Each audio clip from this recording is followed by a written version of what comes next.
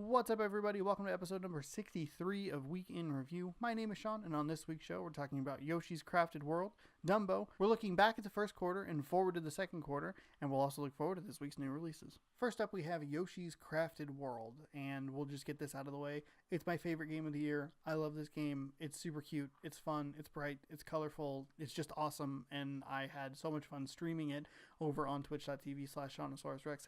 Will I say that enough times this episode? Keep a counter. Keep a counter. I'm not going to do it because I'm going to have to edit this stuff and I don't really want to do that. But you keep a counter and then you let me know down in the comments below how many times I said you should go watch twitch.tv/SeanOsaurusRex. Well, maybe not the you should go watch, but just the URL, twitch.tv/SeanOsaurusRex.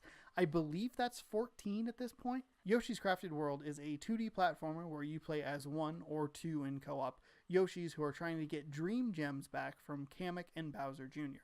The way Kamek addresses Bowser Jr.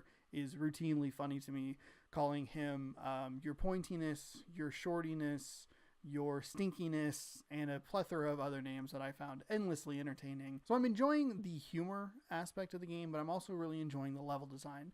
Being that this game is called Crafted World, you would expect that it would look like a crafted world, and boy does this game nail that aesthetic. Each level has a front side and a flip side. The front side is a typical 2D platforming sort of thing where you start from point A and you work your way to point B with obstacles and platform jumps and enemies and collectibles and things of that nature. The flip side levels are really interesting visually and may even be more interesting visually than the front side levels, just because you get to see like how it looks like crafted wise. So you see like a can of chips or whatever, and you can see the lines of tape that are holding the texture that you would see on the front side. You get to see it from the back side, and you get to kind of like get a peek at how it works or how it's made.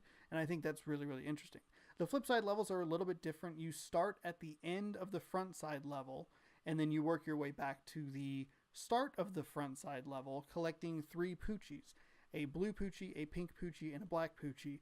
And boy, these little Poochie pups are just the cutest things in the world, and they do this little dance, and it's just the best thing ever, and I love it so very, very much. For each Poochie pup you collect, you get a flower, and if you collect all 3 within a certain time limit, ranging anywhere from 2.5 minutes to 5 minutes, you get an extra flower.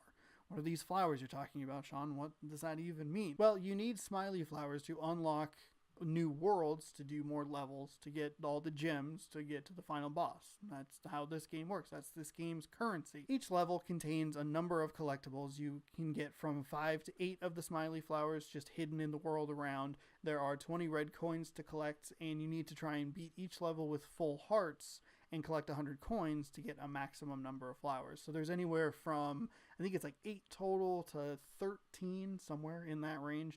And the collectibles are a lot of fun to, collect. And while that sounds like a lot of collectibles, it's actually really not that bad. Unlike in Yoshi's Island, which was the game that started all of this and started my personal video game journey, you don't have to get all of these in one go. You can grab 15 of the 20 red coins, and you can grab 5 of the 8 smiley flowers and finish with like 15 to 20 health points, and you can come back in and all you have to do is get the stuff that you missed the first time to get the flowers. And that's super helpful because sometimes in Yoshi's Island it can be a little bit daunting to try and get all 3 of those things at once, and it's nice to see that alleviated in this game. There's a separate collectible in this game called costumes, and costumes are interesting for a number of different reasons. One, they all look really great. You can dress as a bus. That's all you need to tell Sean is say, hey, Yoshi can dress as a bus. And I'll say, hey, here's my $65. May I please have a copy of this game? Each costume adds a certain number of hit points, and there are 3 levels of costumes. You have your normal, you have your rare, and you have your super rare. The normal is 3 extra hits, the rare is 4 extra hits, and the super rare is 5 extra hits. Each world has 10 costumes for you to unlock, and you unlock them by buying tokens with coins. They range from a cost of 100 coins to 200 coins from what I've seen, and when you put the coin into the little gumball machine, it spits out a little egg, and it's super fun. What's extra cool about this little section is you can't get any duplicates. So if you have 1,000 coins in the early areas, you can buy 10 of them and you'll unlock all 10 costumes. This was a perfect co-op experience for Ashley and myself.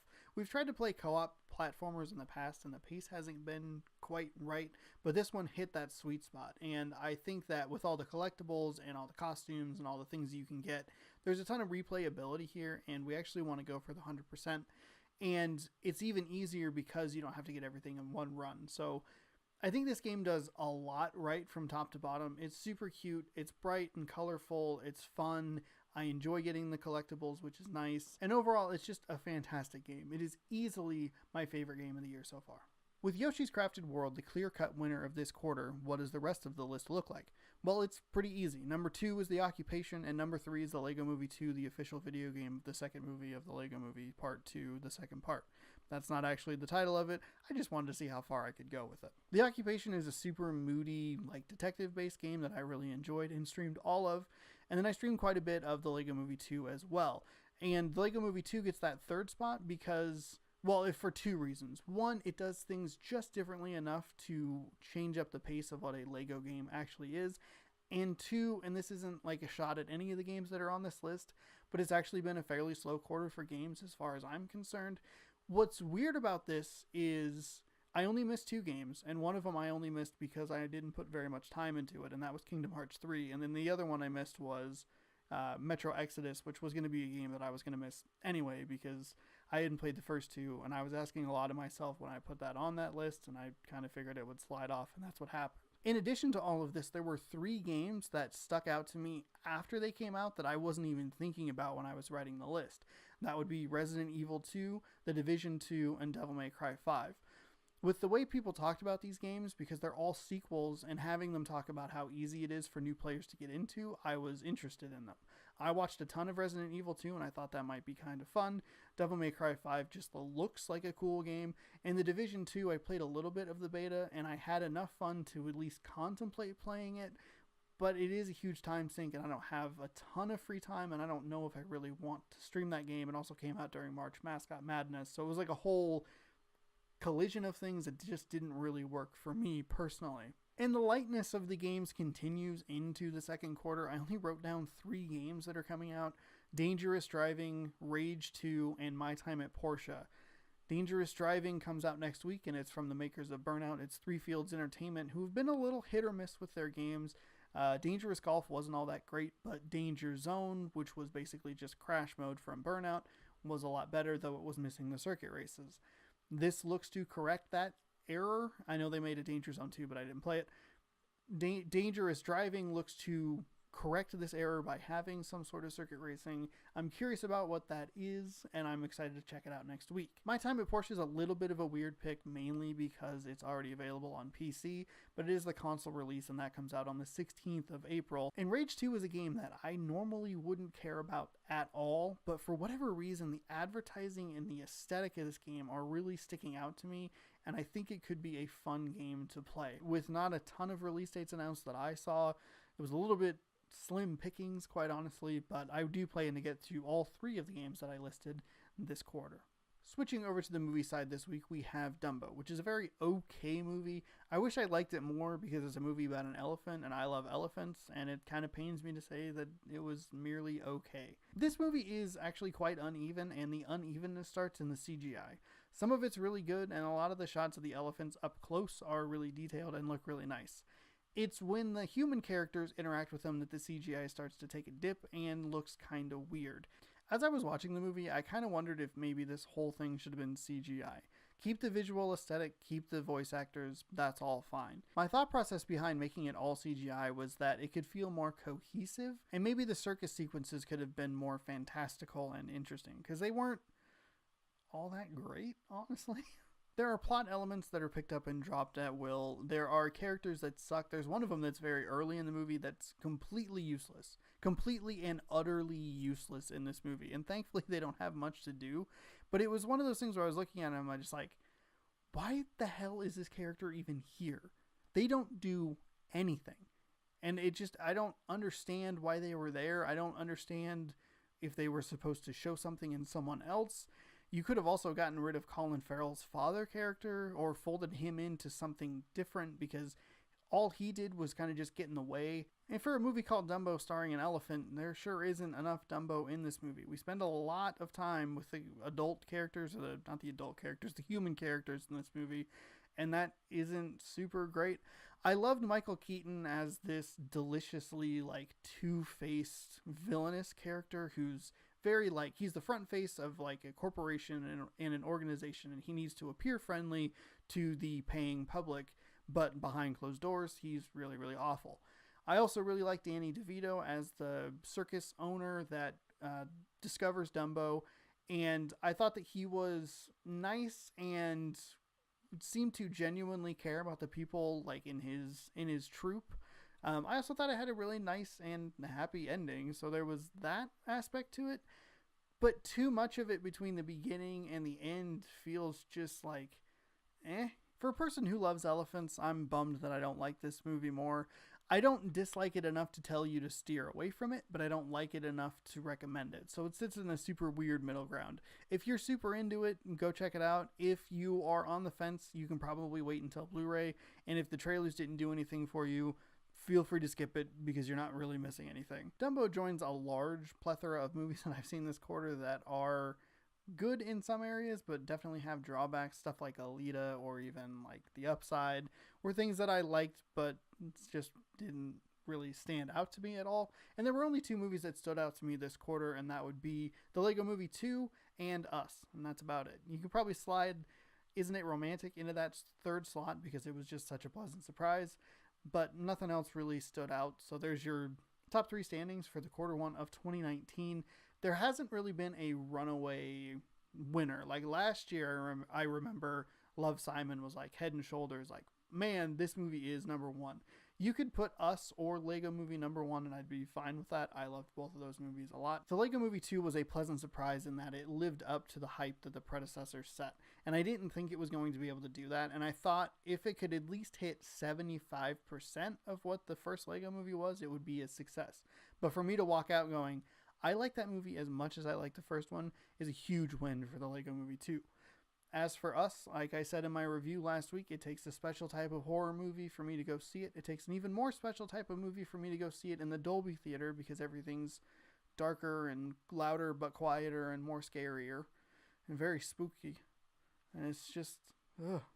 But I really enjoyed my time with it, and I thought it was a good movie, even if I'm still not sure how much I like the ending. So we have those 2 movies as the front runners, but neither one of them really established their, like, this is the one to beat. They're both up there, and they're both great movies. On the plus side, I hit all 5 movies that I said I was going to see, so there's that. And I'm even ahead on quarter 2 because I've already seen Shazam. Speaking of quarter 2, I've picked 5 movies that I'm looking forward to and 1 honorable mention. And I actually, when I was doing like the research for this, I wrote down 15 of them that I was interested in. So there's a lot to pick from in this next quarter.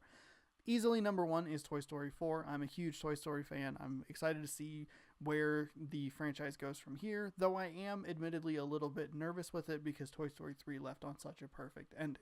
Next up is Booksmart, which is a movie that came out of nowhere. It debuted at South by Southwest, got a ton of rave reviews. I watched the trailer and was instantly in, so I'm very excited to see that. Next up, we have 2 picks that are probably a little bit odd considering the mild reception to the trailers for both of them, and that would be Aladdin and Dark Phoenix, and I think they come out in consecutive weeks. I love Aladdin. It's one of my favorite animated movies. It's one of my favorite Disney movies. I think that Will Smith is a brilliant piece of casting. When they announced him, I was like, oh yeah, like no shit, Will Smith's great, and that makes a lot of sense. He can do a range of emotions. He can be funny, he can be serious. That's a great casting choice that I never thought of, and that's why I'm not a casting director in Hollywood, among many, many other reasons. But number 1 would be not thinking to cast Will Smith in Aladdin. That would probably be my first strike of roughly, again, 74,000 of them. As far as Dark Phoenix is concerned, a lot of people really shit on the X-Men movies, which, like, fine, whatever, that's their opinion. I actually quite like them, and I'm excited to see what they do with the Dark Phoenix storyline, even if it has been a little overdone considering that they've already done it once in this franchise. In that 5th slot, you could put a bunch of different movies. You could put in Rocket Man, you could put in Missing Link, or you could even put in Detective Pikachu, but there's something about The Hustle that really stuck out to me. I don't know, it just looks like a good time, and that was the 5th movie. One honorable mention before I forget, and it's the reason it's an honorable mention is because it's in theaters for one night only, and it's The Man Who Killed Don Quixote, and that's a Terry Gilliam movie. I purchased my ticket for it. It's only in theaters on April 10th, so look forward to that. And I didn't put it in the top 5 because I wanted them to be wider movies and not like, hey, you get one shot at it. One shot and that's it. Like, that's weird. So those are the movies I'm looking forward to in quarter number 2. Finally, on this week's show, we'll look forward to the new releases. On Blu-ray, Bumblebee is out. I would highly recommend watching this movie if you like Transformers movies, or if you got tired of the other Transformers movies. This is something different and something fresh. and something really interesting. It's probably the best Transformers movie. It's easily the second best Transformers movie. It's probably the best Transformers movie, and you should go watch it because it's really good. And then encourage them to make a sequel, but don't tell them that you want more Bayham action in it, because then you're just undoing all the good that this movie did. 2 movies of note in theaters: Shazam and The Best of Enemies. I've already seen Shazam. There's a review last week. And then I'm going to go see The Best of Enemies this week. The first Borderlands gets a Game of the Year high definition, extra high definition, I guess, edition on the Xbox One and the PlayStation 4 this week. And because it's the beginning of a new month, we now have the PlayStation Plus titles, which are Conan Exiles and The Surge. We also have Xbox Games with Gold, which right now you can get the Technomancer and Star Wars Battlefront 2 for the original Xbox, released in 2005. On the 16th, the games switch out to Outcast, Second Contact, and Tom Clancy's Graw 2, whatever that is. This week, the streams are going to kick off a Walking Dead retrospective. So I'm going to start on Friday by playing the complete first season, 2 episodes on Friday, 2 episodes on Saturday, 2 episodes on Sunday. If you're watching this video the day it posts, you can catch the finale, hopefully, of Yoshi's Crafted World. And then there's going to be a stream on Thursday, but I don't know what to play. And there may be a stream on Wednesday. I might end up playing Borderlands Game of the Year Edition, but we'll see. I've also been kicking around the idea of playing Tales from the Borderlands because I really enjoy that game, but that might be a little bit too much Telltale. I don't really know. So check the streams out on Thursday through Sunday. I still can't get that right. They're my own streams, and I can't figure out what days they're on. Thank you so much for watching this week's episode. If you like the content, scroll down just a little bit and hit that subscribe button, and then scroll down a little bit more, and you can let me know in the comments below what you thought of Yoshi's Crafted World, if you played it, what you thought of Dumbo, if you saw it. If there's anything you missed over the last quarter or are excited for in the next quarter, let me know down in the comments below. Check twitch.tv/ShaunosaurusRex for all that streaming fun. If you're watching the video the day it posts, you should check right now, because there's a stream going on right now. Well, not right now, later now, like 6 p.m. Pacific time. As always, you can catch the streams right here on YouTube the day after they are streamed. I don't really know how to phrase that just yet. And be sure to check back every single Tuesday for more Week in Review. See you next week.